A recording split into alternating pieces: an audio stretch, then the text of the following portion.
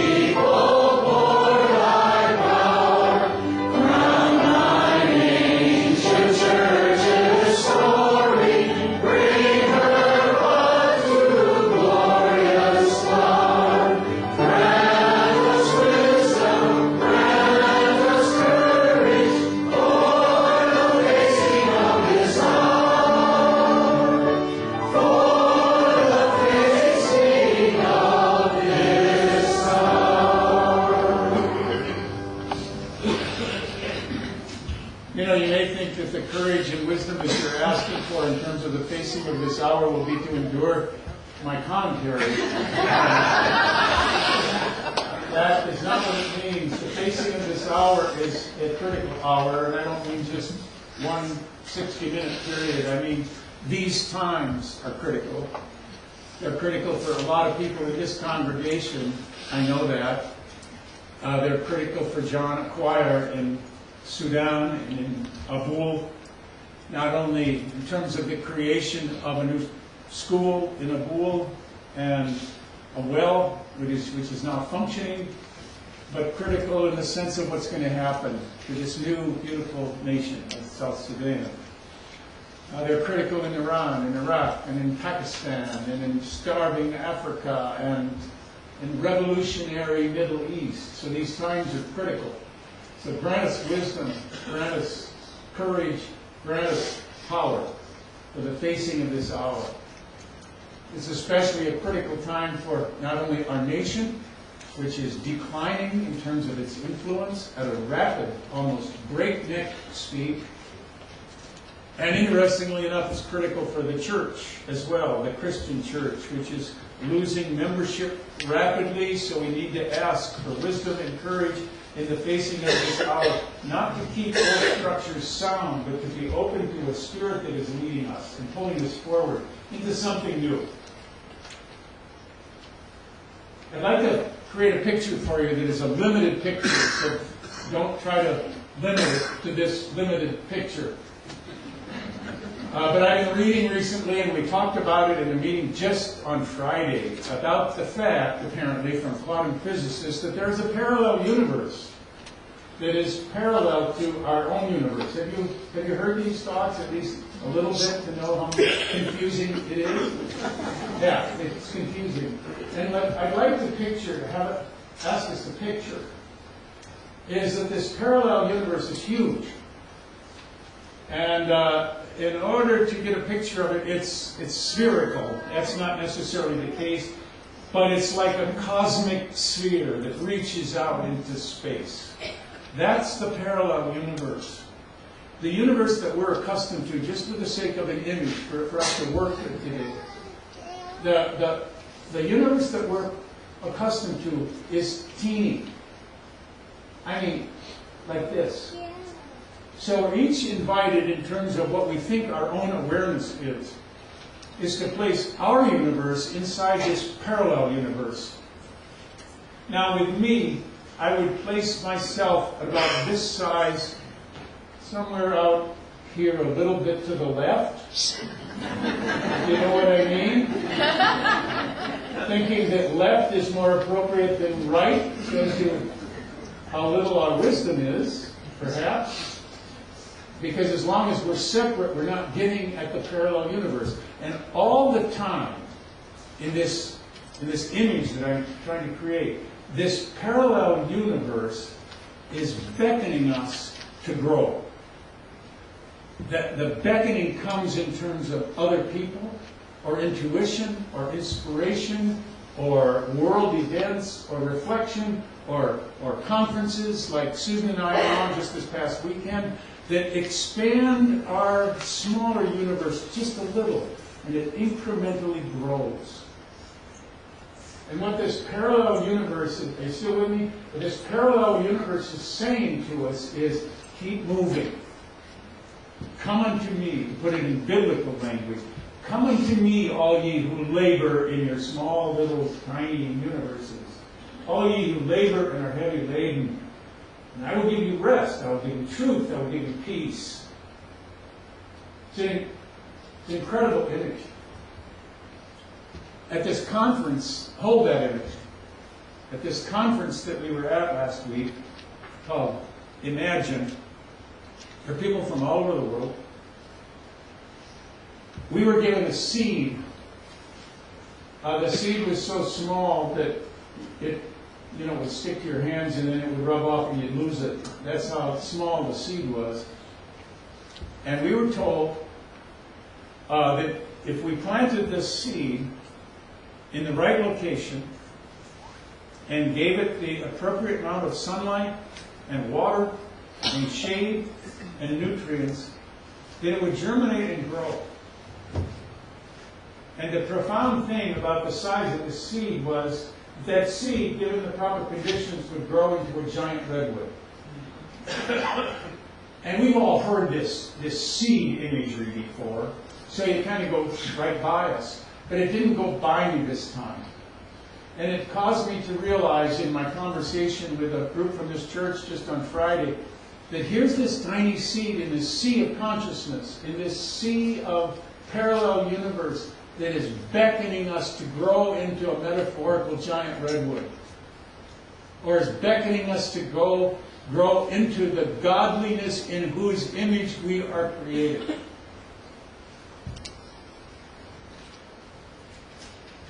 There's another allusion to this image that we're created in. And by the way, that's exactly the image that we were affirming in Bible. That divine radiance that is within every one of us. And it is within every one of us. I've been reminded in the reading that I've been doing recently and in the conference that we attended that we all come from the same source. And by that I mean we have all of us, every single human being here in this room, and every single human being on the face of the earth, and every expression of creation on the face of the earth, and every expression of creation in the cosmos originated from one source. Now, I'm not sure I have all of this correct, but it originated from a supernova some billions of years ago that started out as particles of, dare I say, dust, in order to use Philip Pullman's imagery in the trilogy that he wrote. It kind of gives new meaning. Ashes to ashes and dust to dust. For all of us started out somehow as these particles of supersaturated energy that were little more than dust. But in that dust was an image of something. An image that is still evolving. Still evolving.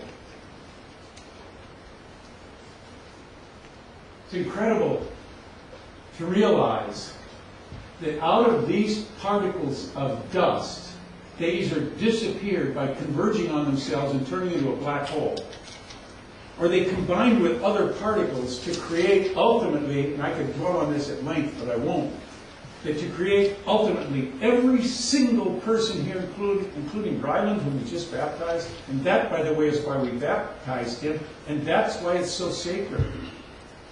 He's not being baptized as a Christian. He's being baptized as an incredible expression of oneness that ultimately can fulfill it and will fulfill itself. The problem with human beings is, and me, I'll say me, is that we tend to get content where we are and we think that we're the end-all and be-all of creation. And we get stuck. I took piano lessons starting at age 5. My mother thought I was a child prodigy, which all mothers think when their kids start piano. My piano teacher thought I was, Allie, pay attention, you're talking about you there. My piano teacher thought I was, well, that I had possibilities if I practiced. And I did practice. I became, well, according to, if I compare myself with Lisa, I became kind of really low edge of being fair. And at about age 13, there were a lot of other distractions that started coming along. Sports, girls, the gang that I ran with, studies even became studying even became a distraction. And I plateaued out on the piano. I still love the piano, but I'm still at the 13-year-old level. And I think that's a fitting metaphor for my spiritual life and maybe for your spiritual life as well. We have this amazing propensity to believe that if we're liberal and progressive, that we're done evolving and we've got the answers, and that is not the case. Pierre Teilhard de Chardin reminded us years ago that the age of nations is past. And he was speaking of what we're experiencing these days. This was 70 years ago. He was speaking of what we're experiencing right now. He was the end of what is right now. He was speaking to communism, fascism, and capitalism, and the respective nations that express those kind of philosophies. And he says, the age of nations is past. The task before us now, if we would survive, is to build the earth. And that is the task that lies before us. I tend to get content with my 13-year-old level of spirituality or my 13-year-old level of piano playing. I think I'm pretty brilliant spiritually. I know there's a vast kingdom of heaven in our midst. I know that what I know is only a small portion of what there is to know. And I preach to you about it, I study books about it, I go to retreats about it, I write journals about it, but I don't do it. I'm being a little hard on myself. I talk about awakening, and maybe on occasion and incrementally, I have these experiences of awakening that keep me moving. And I trust that's the case for every one of us. But what I must realize is that what prevents me from moving forward is sort of a latent, unconscious, and at times conscious fear of the unknown. What do I evolve in if I'm no longer like I am right now? What does Christianity evolve into if it isn't going to be exactly like it is right now? And maybe it won't be anything like it is right now. And the same goes for Judaism and Islam and Buddhism, whatever. So there's this tenacity with which we hold on to what we know. And at the same time, there's this pull that says, keep moving, and then that combines with a subtle fear and sometimes a blatant fear that says, watch out, it'll hurt, giving up everything. Eileen Caddy spoke to that. I'd like to read, this was the reading for just 2 days ago, Friday, in Opening Doors Within. We use it every day at our staff attunements. This is what she wrote. Life is full and overflowing with the new, but it is necessary to empty out the old to make room for the new to enter. The emptying out process can be very painful, for when you've been emptied of the old, you may experience that feeling of having nothing to hold on to and of being alone and bereft of everything. You may feel that life is completely dead and empty with no meaning to it, and you want to throw up your hands in despair. Realize that if you are going through such a time, It is this process of being emptied of the old so that you can be filled with the new.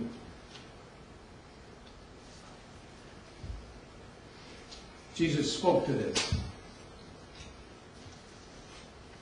He said, "No one puts new wine into old wineskins. For if you do so, the wineskins would crack and break, and you'd lose the wine. Wine being a symbol of the new, a symbol of the Spirit." I have to say, in fact, one of the speakers at the Imagine conference was Rabbi Michael Lerner, the rabbi of the Tikkun congregation in Berkeley, California, and editor of Tikkun magazine, and also the inspiration behind Tikkun peace organizations all over the world. He basically said, we've been trying to, he didn't say it in these words, but in essence he was saying, we've been putting new wine into old wineskins forever and it's not working. I would even suggest that we have been often immune, particularly within the Christian church, of the new wine that is constantly intruding into our awareness, and we ignore it because the new wine that is intruding into our awareness doesn't fit with the old wineskins. So what Jesus is talking about, and what Rabbi Lerner was talking about, and certainly the foundation of my theology is, even though it's difficult, let's open up to the new wine. As a nation, as a world, as a religion, let's open up to that new wine. We have a spiritual architecture that was very sound for us in terms of the times in which that spiritual architecture was created. But the spiritual architecture of old is obsolete in many ways for the architecture that's being built in our world right now. And that means, as difficult as a process as it is, and it involves all of us, by the way, particularly involves you who are being confirmed this morning. But we don't set you on a pedestal saying, thank God you're coming along. It's up to you to create something new. But we need you to create it together. And I hope as you're confirmed that you're not like most of the young people who, as soon as they leave high school, they also leave the church, Hunter. He just left high school. That's the only thing. University of Arizona. But so often,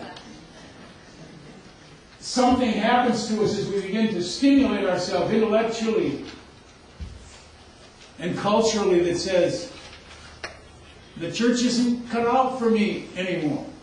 And that's why we need your help. We need each other's help. And we mustn't be afraid because we've got each other's help. We're not doing this alone. We do it corporately. Years ago, I went to a backcountry music festival in Vermont.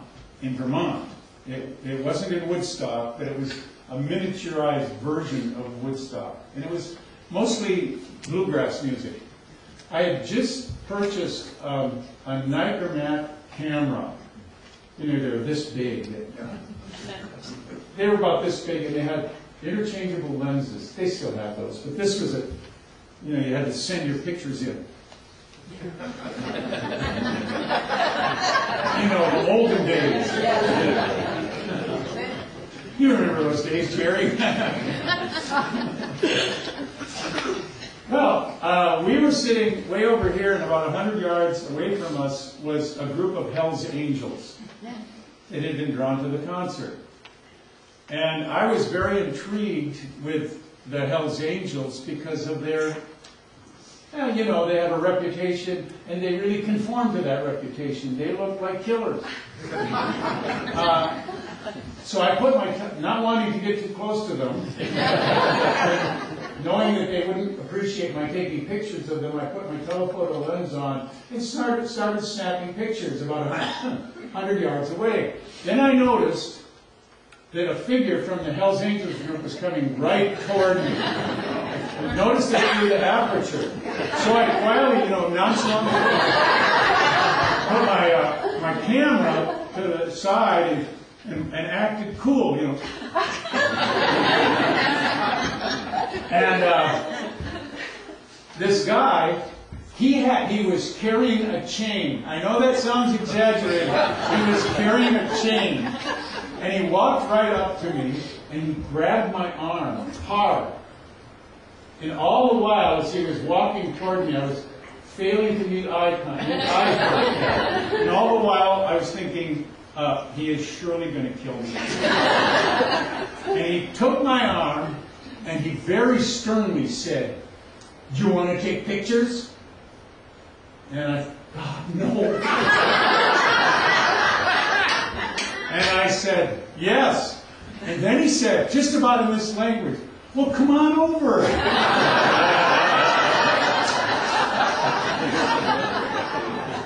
And he walked me over to the group of Hells Angels, and they posed for me.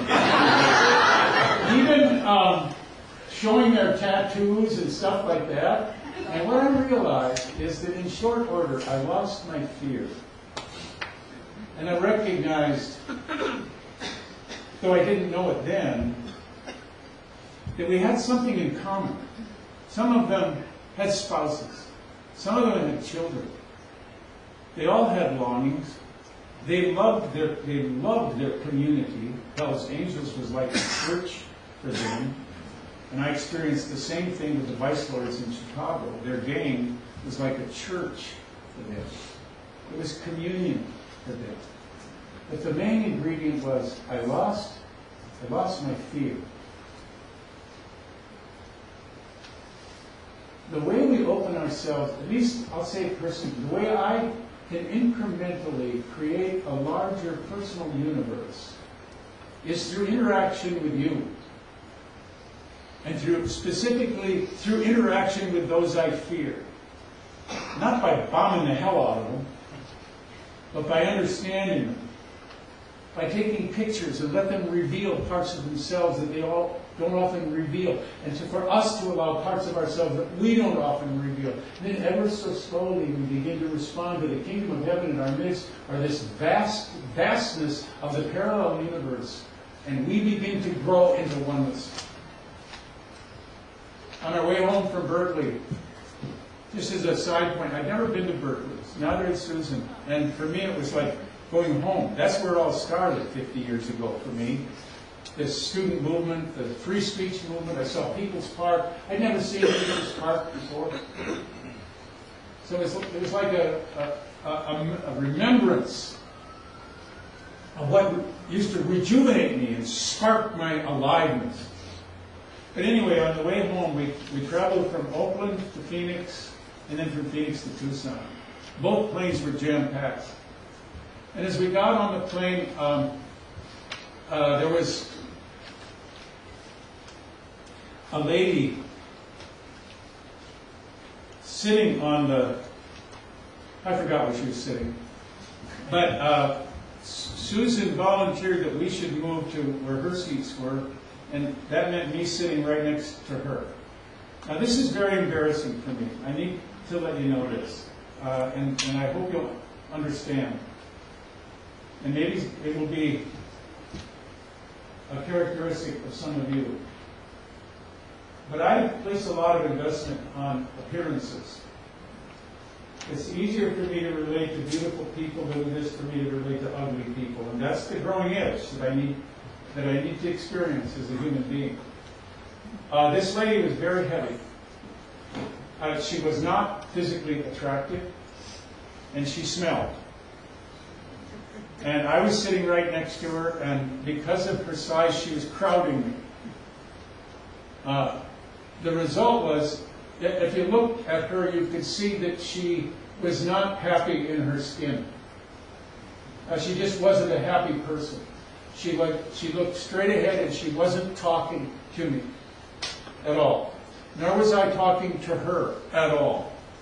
It was like a 20-foot lead screen separating us, which, by the way, is pretty predictable in terms of the way we relate to what we call enemies or those who we don't want to relate to. And I sat there for a while, disturbed a bit at Susan that she'd give up. I even thought maybe I'll talk to Susan, maybe she'll change places with me so she can sit next to me. You didn't know that. And then I thought, why don't you practice some of the things you learned at the conference? And what we learned at the conference is that we are all one incredible family created in the same dust. We're created in the same particles that were part of the supernova. We all came from that. This lady sitting next to me was my sister. So I began to feel that. I began to work on that, and I did work on it. And I began to open my heart and open my sense of community to her. It was an effort, I have to say. It was an exercise. But slowly, she became beautiful. And my fear of her, and it was fear based on appearances and not knowing how to deal with it, my fear of her dissipated. And she turned to me and said, "Where are you going?" That's all. But it was a breakthrough for me. A giant breakthrough for me. And it was also a metaphor. To ask the question, where are you going?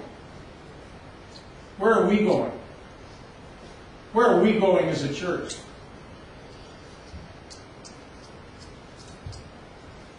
I've mentioned already on numerous occasions that the church, as we know it, is dying. Something else will take its place. Something else will take its place. Preferably, what will take its place is are human beings that increase in consciousness as to who they are as human beings.